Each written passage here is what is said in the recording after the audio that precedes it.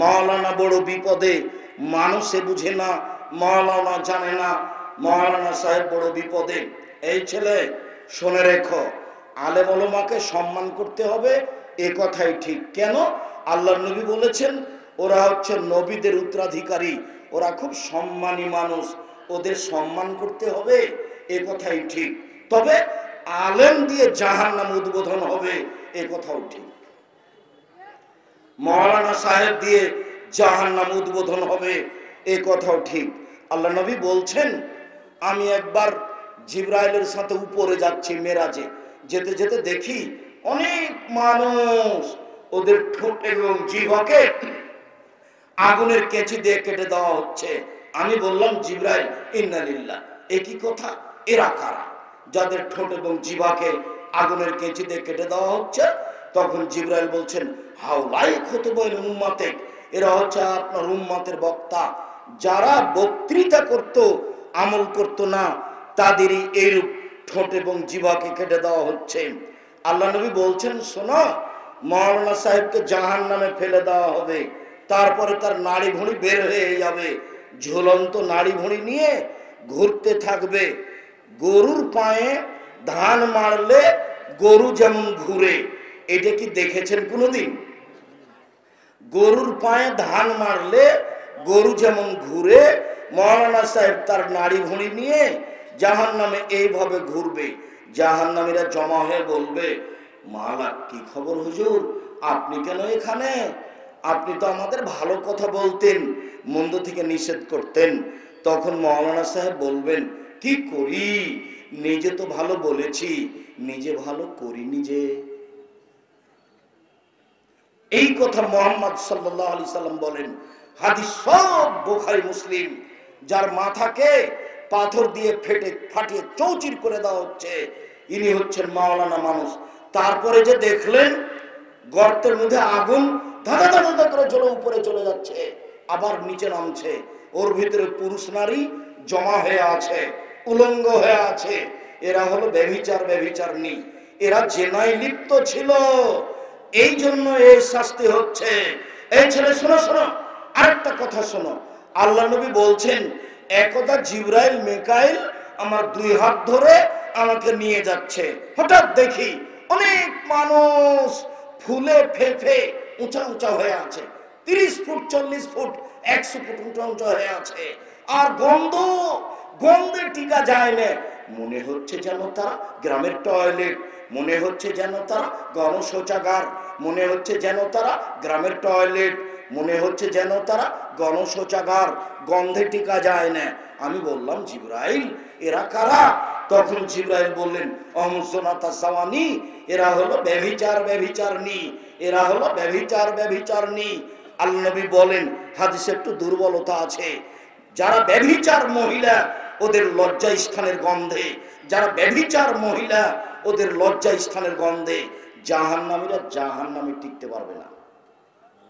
নাউযুবিল্লাহি মিন যালিক, নাউযুবিল্লাহি মিন যালিক, আস্তাগফিরুল্লাহ ওয়া আতুবু ইলাইহি। এই ছেলে, এখান থেকে উঠার আগে যত মেয়ের নাম্বার আছে তোমার মোবাইলে সব মিটিয়ে দিয়ে উঠবা।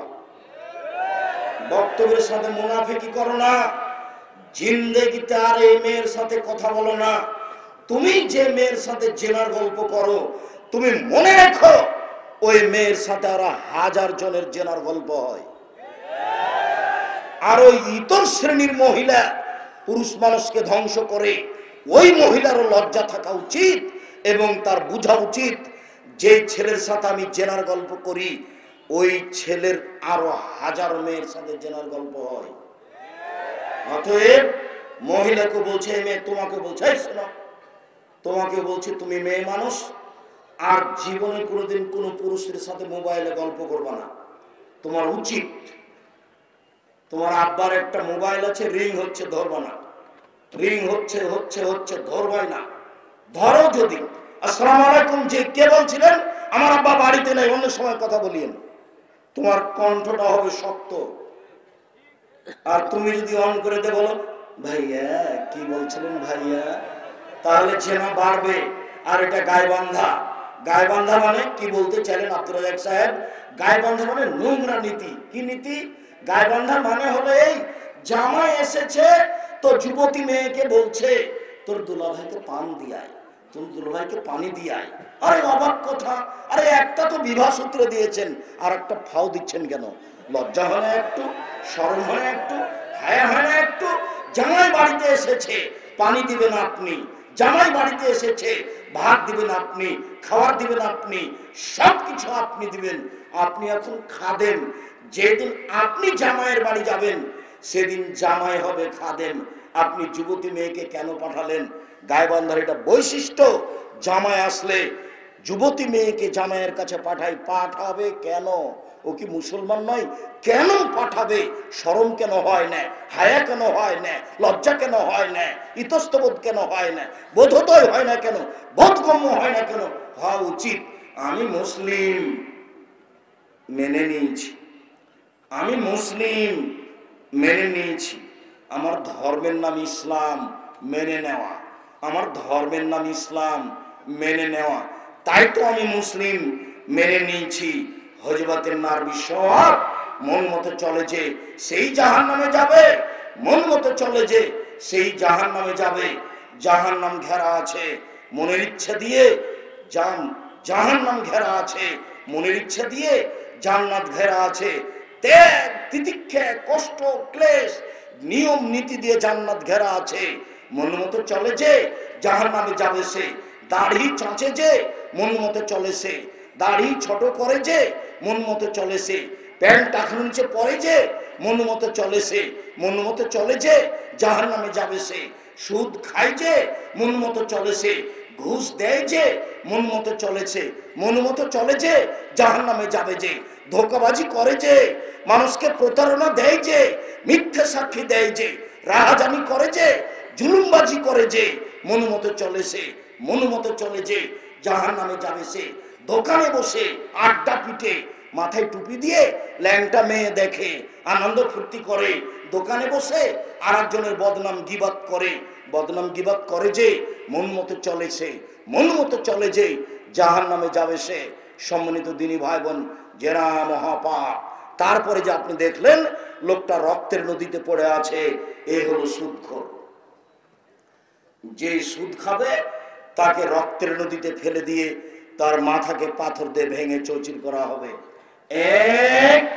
কেউ যদি 1 টাকা সুদ খায় 36 বার জেনা করে যত পাপ হবে, 1 টাকা সুদ খেলে তার চেয়ে বেশি পাপ হবে। 2, কেউ যদি সুদ খায়, সুদের পাপের ছোট ভাগ হলো মার সাথে জেনা করলে যেমন পাপ হয়। 3, কেউ যদি সুদ খায় তাহলে তাকে রক্তের নদীতে ফেলে দিয়ে পাশ থেকে পাথর মেরে তার মুখকে ভেঙে চৌচির করা হবে। সুদ মহাপাপ, ফলাফল জাহান্নাম। 24 ঘন্টার মধ্যে সুদের লেনদেন বন্ধ করে এখান থেকে ফিরে আসতে হবে, কিস্তি বন্ধ করতে হবে জরুরি ভিত্তিতে। সারা সাঘাটা থানা, গাইবান্ধা জেলা, সারা উত্তরবঙ্গের জনগণকে, সারা পৃথিবীর বাঙালিকে বলে গেলাম জাতির উদ্দেশ্যে, পৃথিবীর দিনী মুসলিম ভাই বোন, বাংলা ভাষায় যারা বক্তব্য শুনে থাকেন তাদের কাছে জোরালো দাবি থাকলো 24 ঘন্টার মধ্যে এরকম ন্যাক্কারজনক নোংরা পাপ বন্ধ করুন। আপনার ফলাফল ভালো হবে ইনশাআল্লাহ, আপনি সহজে জান্নাত যেতে পারবেন ইনশাআল্লাহ। শুনেন, ওই যে গাছের পাশে বৃদ্ধ মানুষ বসে আছেন, উনি হলেন জিবরাইল। পাশে লোকটা আগুনকে উত্তেজিত করছে, উনি হচ্ছেন জাহান্নামের মালিক। আমি যে ডান হাত ধরে আছি আমি হচ্ছি জিবরাইল, ইনি যে বাম হাত ধরে আছেন ইনি হচ্ছে মেকাইল। ওই যে উপর দিকে দেখেন একটা ঘর, এটা আপনার ঘর। তাহলে তোমরা ছেড়ে দাও, আমি ঘরে ঢুকি। জি না, আপনার বয়স এখনো বাকি আছে। যেদিন আপনার বয়স শেষ হয়ে যাবে আপনি এই ঘরে ঢুকবেন। হাদিসটি বুখারী থেকে শোনাচ্ছিলাম। সম্মানিত দিনী ভাই বোন, আমার মনে বড় সাধ, এ দেশের মাটিতে আমি উন্নত মানের প্রতিষ্ঠান গড়বই ইনশাআল্লাহ। যেখানে ছেলে মেয়ে বাংলা ইংরেজি উন্নত মানের শিক্ষা অর্জন করে জাতির অন্যায়ের বিরুদ্ধে লড়বে, মুখে কলমে মিডিয়ায় লড়বে ইনশাআল্লাহ। মুখে আছি, মিডিয়ার সামনে আছে, কলম সাথে আছে। জাতিকে কলমে ফাঁকি দিনি, জাতিকে মুখে ফাঁকি দিনি, জাতিকে মিডিয়ায় ফাঁকি দিনি। জাতির যদি রাস্তাঘাট করে দিতে না পারি, জাতির যদি স্কুল কলেজ করে দিতে না পারি, জাতিকে চূড়ান্ত সঠিক ধর্ম দিতে পারবো ইনশাআল্লাহ। আপনাদের জামিয়া সালাফে 5000 ছেলে মেয়ে পড়াশোনা করে, 410 জন এতিম আছে, 300 জন শিক্ষক শিক্ষিকা আছেন, 32 লক্ষ টাকা মাসে বেতন লাগে। দেশের সর্ববৃহৎ সর্বোচ্চ প্রতিষ্ঠান জামিয়া সালাফিয়া। জামিয়া সালাফের রূপগঞ্জ নারায়ণগঞ্জে মার্চের 7-8 সম্মেলন আছে। নিজের প্রতিষ্ঠান হিসাবে, নিজস্ব প্রতিষ্ঠান হিসাবে যাবেন, যথাযথভাবে সম্মান করার চেষ্টা করা হবে। সেখানে একটা মসজিদ তৈরি হচ্ছে 200 শতক জমির উপরে, 6 বিঘা জমির উপরে, যার একতলাতে 10,000 মানুষ সালাত আদায় করতে পারবে। সকল দিনী ভাই বোনকে জামিয়া সালাফিয়ার সার্বিক কাজে অংশগ্রহণ করার অনুরোধ জানিয়ে, সম্মেলনে যাওয়ার অনুরোধ জানিয়ে, ডান পাশে যেসব বই পুস্তকগুলি আছে, বিশেষভাবে আব্দুল্লাহর দেশ জুড়ে মক্তব চালু করতে হবে। তারই আপনার সিলেবাস মুখটা চিরে দিচ্ছে। আমি বললাম একই দৃশ্য, তারা দুইজন বললেন চলতে থাকেন। আমাকে কিছু বললেন না, আমি চলতে থাকলাম। যেতে যেতে দেখি একটা লোক চিত হয়ে শুয়ে আছে, পাশে একটা লোক দাঁড়িয়ে আছে, তার হাতে এরকম একটা বড় পাথর আছে, পাথর দিয়ে তার মাথার উপরে মারছে, মাথাটা ভেঙে চৌচির হয়ে যাচ্ছে, পাথরটা ছিটকে দূরে চলে যাচ্ছে। লোকটা পাথরটা আনতে না আনতেই মাথা ঠিক হয়ে যাচ্ছে, আবার মারছে, আবার ভেঙে যাচ্ছে। আমি বললাম একই দৃশ্য, তারা দুইজন বললেন চলতে থাকেন। আমি কিছু না বলে চলতে থাকলাম। আস্তে আস্তে দেখি একটা গর্ত, উপরের দিক সংকীর্ণ, নিচের দিক প্রশস্ত, তন্দুরি চুলার মতো, ধাঁধা ধাঁধা করে আগুন জ্বলছে। দেখি মহিলা পুরুষ উলঙ্গ অবস্থায় জমা ধরে আছে, ধাঁধা ধাঁধা করে উপরে চলে যাচ্ছে। যখন আগুনটা জোরে জ্বলছে, একটু কমলেই সব ভিতর দিকে চলে যাচ্ছে। দেখি পুরুষ এবং নারী উলঙ্গ হয়ে জমা ধরে আছে, আগুনে জ্বলছে। আমি বললাম ইন্না লিল্লাহ, একই দৃশ্য, তোমরা একটু বলো একই ঘটনা। তারা দুইজন বললেন চলতে থাকেন। আমি কিছু না বলে চলতে থাকলাম। যেতে যেতে দেখি একটা রক্তের নদী, নদীতে পানি নেই, শুধু রক্ত রক্ত। পাশে একটা লোক দাঁড়িয়ে আছে, তার হাতে একটা পাথর আছে। নদীর মাঝামাঝিতে একটা লোক আছে, ওই লোকটা যতবার উঠার চেষ্টা করছে, পাশ থেকে পাথর মেরে তার মুখটাকে ভেঙে দিচ্ছে এবং রক্তের নদীর মাঝামাঝি করে দিচ্ছে। যতবার চেষ্টা করছে, ততবার পাশ থেকে পাথর মেরে নদীর মাঝামাঝিতে করে দিচ্ছে। আমি বললাম একই দৃশ্য। তারা দুইজন বললেন চলতে থাকেন। আমি কিছু না বলে চলতে থাকলাম। যেতে যেতে দেখি একটা সবুজ অনেক বড় বাগান, দেখি একটা অনেক বড় গাছ, গাছের পাশে একজন বৃদ্ধ মানুষ বসে আছেন, সামনে কতগুলি বাচ্চা ছেলে আছে। দেখি পাশে একটা লোক লোহার লাঠি হাতে নিয়ে আছে, আগুনকে উত্তেজিত করছে। দৃশ্য খুব জটিল। এরপরে ওরা দুইজন আমাকে গাছের উপরে নিয়ে চলে গেল, একটা ঘরে ঢোকালো। এত সুন্দর ঘর আমার জীবনে কোনোদিন দেখিনি, অবাক দৃশ্যের ঘর। সেখানে যুবক আছে, যুবতী আছে, বাচ্চা ছেলে মেয়ে আছে, পুরুষ নারী আছে। তারা দুজন আমাকে বের করে নিল, বের করে নিয়ে উপরে নিয়ে গেল, আর একটা ঘরে ঢোকালো। আল্লাহুস সামাদ। পরের ঘরটা আগের ঘরের চেয়ে অনেক অনেক অনেক বেশি সুন্দর। সেখানে যুবক যুবতী নেই, সেখানে বাচ্চা ছেলে মেয়ে নেই, সেখানে মহিলা মানুষ নেই, আছে শুধু যুবক আর আছে বৃদ্ধ, আছে শুধু যুবক, আছে বৃদ্ধ। আমি বললাম এই শোনা, দীর্ঘ সময় ধরে যা কিছু দেখলাম বলে দাও। তারা দুইজন বললেন জি হ্যাঁ, আপনাকে সব বলে দিব, আপনি শোনেন। আপনারা যারা দাঁড়িয়ে আছেন চলাচল বন্ধ করেন, স্পষ্ট হয়ে নিজ গতিতে দাঁড়ান, কথার 19-20 হয় না যেন। এই ছেলে, তুমি আমার দিকে লক্ষ্য করো, তোমার কথা বুঝতে যেন 19-20 না হয়। এবার দুইজন শুরু করলো বিবরণ দিতে। ওই যে দেখলেন যে লোকটার মুখের ডান দিকে লোহার লাঠি ঢুকিয়ে চিরে ফেলা হচ্ছে, বাম দিকে লোহার বাঁকা লাঠি ঢুকিয়ে চিরে ফেলা হচ্ছে। ফারাজুলুন কাযযাব, এ হলো মিথ্যুক। মিথ্যে কথা বলতো, ইফল বিহি ইলা ইয়াউমিল কিয়ামা, যতদিন পর্যন্ত বিচার না হবে তার এরকমই শাস্তি হবে। এটা হলো মিথ্যা কথার শাস্তি। আল্লাহর নবী আর একটা কথা বলেছেন, সেটা হলো এই, পৃথিবীর মানুষ শুনে রেখো, কেউ যদি মজাক করে হলেও মিথ্যা না বলে, কেউ যদি মজাক করে হলেও মিথ্যা না বলে, আমি মুহাম্মদ সাল্লাল্লাহু আলাইহি ওয়াসাল্লাম তাকে জান্নাতে একটা ঘর নিয়ে দিব। মজাক করে হলেও যদি কেউ মিথ্যা না বলে, আমি মুহাম্মদ সাল্লাল্লাহু আলাইহি ওয়াসাল্লাম তাকে জান্নাতে একটা ঘর নিয়ে দিব। এই লোকটার শাস্তি হবে বিচারের দিন পর্যন্ত, পরে জাহান্নামও হতে পারে, জান্নাতও হতে পারে। তারপরে যে দেখলেন লোকটা চিত হয়ে শুয়ে রয়েছে, পাশ থেকে পাথর মেরে মাথাকে ভেঙে চৌচির করা হচ্ছে, ইনি হচ্ছেন মাওলানা মানুষ, আলেম মানুষ। ইনি কোরআন হাদিস অনুযায়ী দিনে আমল করেননি, ইনি রাতে কোরআন তেলাওয়াত করেননি, যার জন্য এইভাবে শাস্তি হচ্ছে। রেখেছে যে টোটাল এই হারাম, সম্পূর্ণরূপে হারাম। বলো যে তোমার মা আছে, এই ছেলে বলো যে আমার মা আছে। তুমি বলবে খালা কেমন আছেন, বলবেন খালা আসসালামু আলাইকুম, আপনি নাকি হস্তিনী মা, এই কথাই বলবে তুমি। এই কথাই বলবে তুমি, তোমার মায়ের লজ্জা হওয়া উচিত। তোমার মা এই পরিবারকে ধ্বংস করেছে, এই কথাই ঠিক। রাসূল সাল্লাল্লাহু আলাইহি সাল্লাম সরাসরি তোমার বাপ আর তোমার মা দুইজনকে দায়ী করেছেন। সরকার পরে, সরকার দেশ চালায় আর তোমার বাপ মা এই বাড়ি চালায়। মুহাম্মদ সাল্লাল্লাহু আলাইহি সাল্লাম তোমার মাকে আর তোমার বাপকে এই পরিবারের দায়িত্ব দিয়েছেন। এক মিনিট শোনো, এদিকে দেখো, আল্লাহ নবী বলছেন মান আলা সালাসা বানাতিন, কেউ যদি তিনটা মেয়ের লালন পালন করে, এক আদাবাহুন্না, ভালো শিষ্টাচার শিখিয়ে দেয়। শিষ্টাচার কি জিনিস? শিষ্টাচার কি খাওয়ার জিনিস? দুই সাকাহুন্না, তার খানা পানির ব্যবস্থা করে। তিন তাসহুন্না, তাকে কাপড় চোপড় পরায়।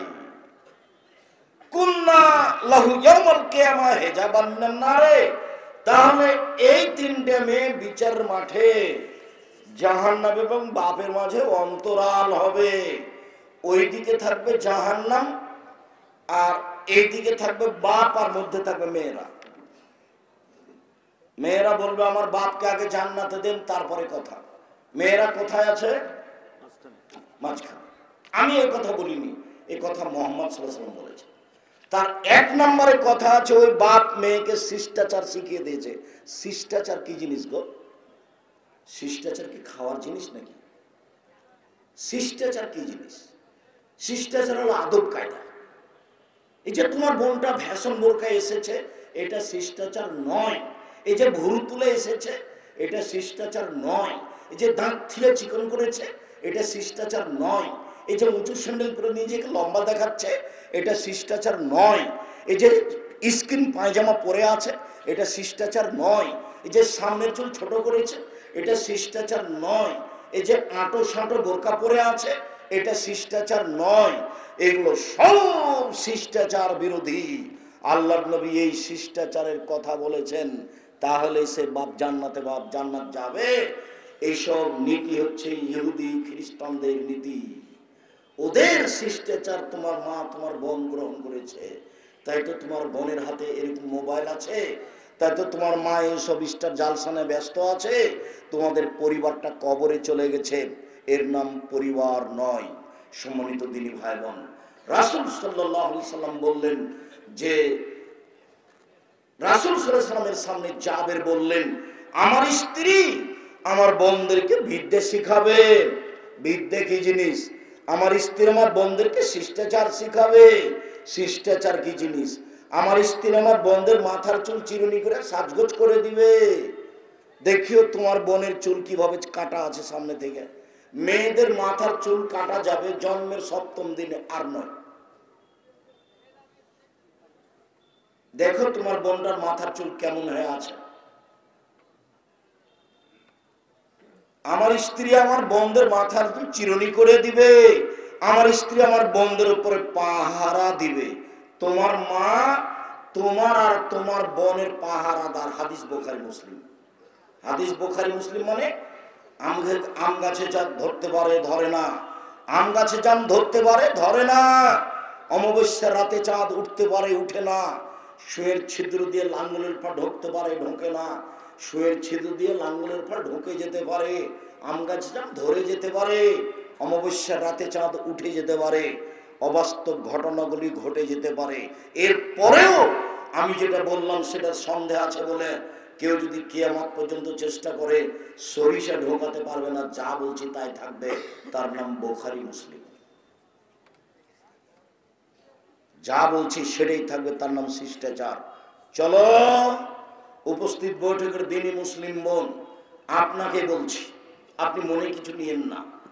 এতবার বলার পরে আপনি ছোট ব্লাউজ পরে আছেন, এখন আপনার গায়ে ফ্যাশন বোরকা আছে, বাড়িতে গিয়ে জ্বালিয়ে দিন। সত্য সত্যই যদি আপনি মুসলিম হন, এদিকে দেখেন, মুসলিম মানে মেনে নিয়েছি, ইসলাম মানে মেনে নেওয়া। ইসলাম মানে এক গিলাস পানি পান করলে 5টা শিষ্টাচার লাগে।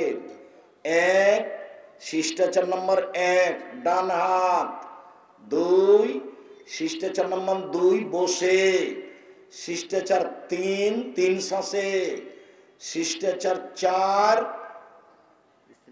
বিসমিল্লাহ বলে, শিষ্টাচার 5 পান শেষে আলহামদুলিল্লাহ। এক গিলাস পানি পান করতে 5টা শিষ্টাচার লাগে। শিষ্টাচার কি জিনিস?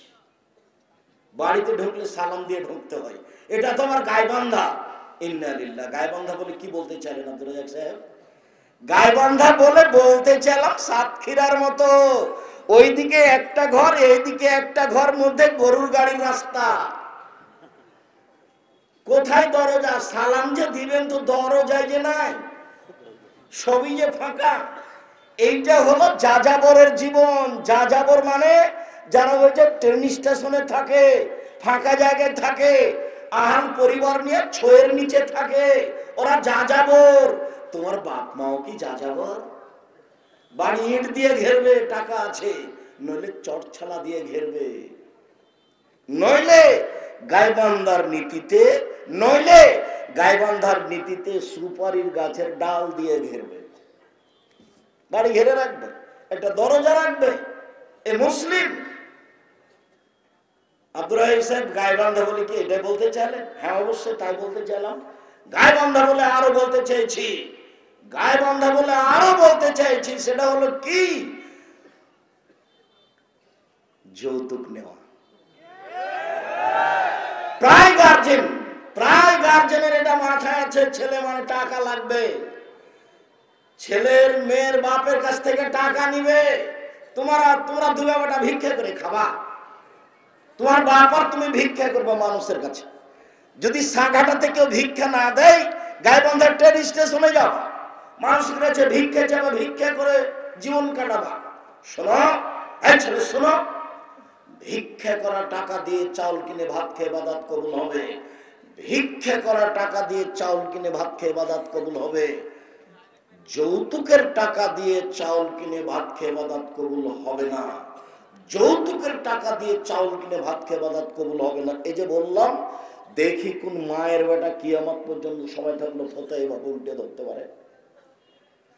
যৌতুকের টাকা হারাম, মোটরসাইকেল, সাইকেল, ফার্নিচার সব হারাম। আগামীকাল সন্ধ্যা হতে হতে টাকা পয়সা, ফার্নিচার, সাইকেল, মোটরসাইকেল সব ফেরত দিতে হবে। আর তুমি যদি বলো যে আমার শ্বশুর খুশি হয়ে দিয়েছে, তো তোমার শ্বশুরের স্বভাব একটা শোনাই।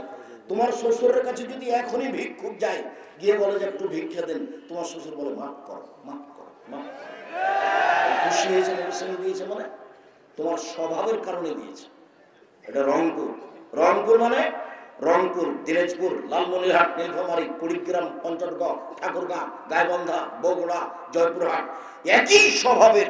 যৌতুক নেওয়া স্বভাব এবং বোনদেরকে জমি না দেওয়া স্বভাব। তোমার বাপ পশু প্রাণীর মতো, তোমার বাপ পশু প্রাণীর চেয়ে খারাপ। তোমার বাপকে যদি আমি কুকুর সিলিগারের স্বভাবের প্রমাণ না করতে পারি, বক্তব্য দেব না। মহান আল্লাহ বলেন, বুঝেও বুঝে না, ওরা অন্তর আছে বুঝে না, দেখেও দেখে না, ওরা চক্ষু আছে দেখে না, শুনেও শুনে না, ওরা কান আছে শুনে না, উলাইকা কালানাম, তারা পশু প্রাণীর মতো, তারা গরু ছাগলের মতো, তারা কুকুর শ্রীগালের মতো, বালুমাজার বরং তার চেয়ে খারাপ। তোমার দাদা মারা গেছে 15 শতক জমি রেখে, 15 শতক। তোমার বাপ নিবে 10 শতক আর তোমার ফুফু নিবে 5 শতক। তোমার বাপ সকালে নিবে আর তোমার ফুফু বিকেলে নিবে, এইটা প্রমাণ করতে পারবে কেউ?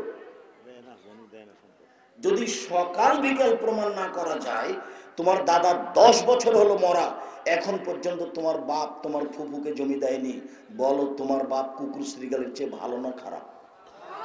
খারাপ। কালকে বলে দিও, আসসালামু আলাইকুম আব্বা, সত্যি কি আপনি কুকুর শ্রীগালের চেয়ে খারাপ? আব্দুল রাজ্জাক সাহেবকে আপনাকে এভাবে বলে গেলেন, আমি খুব কষ্ট পেয়েছি।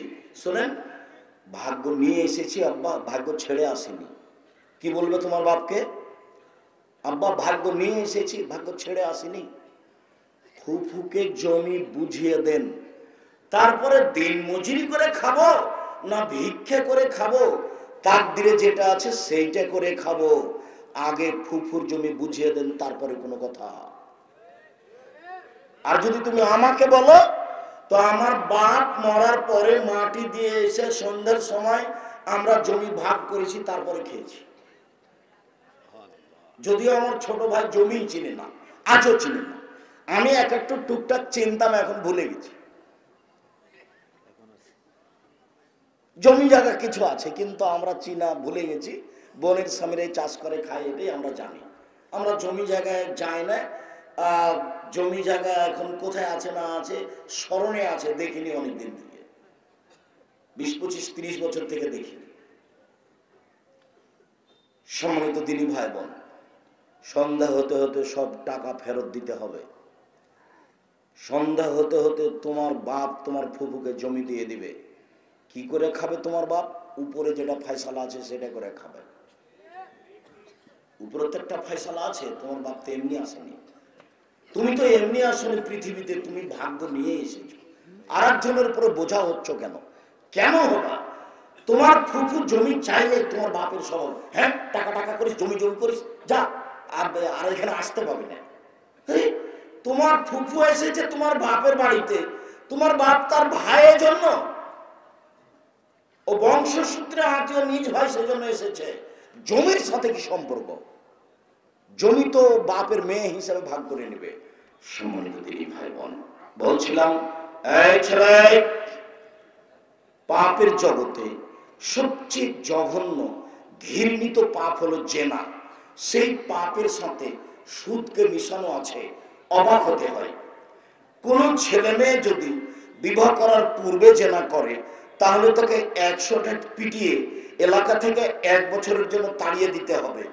কোন ছেলে মেয়ে যদি বিবাহ করার পূর্বে জেনায় লিপ্ত হয়, তাহলে তাকে 100 লাঠি পিটিয়ে এলাকা থেকে 1 বছরের জন্য তাড়িয়ে দিতে হবে।